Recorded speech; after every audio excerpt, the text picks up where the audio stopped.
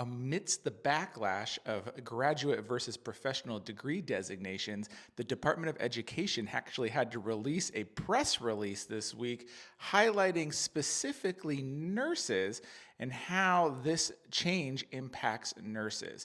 Now, you can read the full statement right here. I'll put it up on the screen. But the gist of it is the Department of Education is reminding everybody this is just an internal designation, and most nursing degrees have always been considered graduate degrees, and professional degree designations have pretty much been the same for the last 20 years. The one big change that they just implemented via negotiated rulemaking was the addition of clinical psychology to be considered a professional degree. Why this matters, though, and where this change really does impact people is that student loan limits historically were never tied to whether you were getting a graduate school degree or a professional school degree.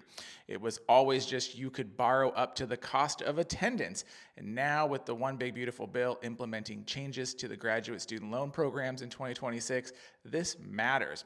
But the Department of Education notes that based on the data from last year, 95% of all students in nursing programs borrowed below the new $20,500 a year limits. So while there is a lot of concern about not being able to access the funds you need to fund your higher education, 95% of nursing students are already there. So let me know your thoughts.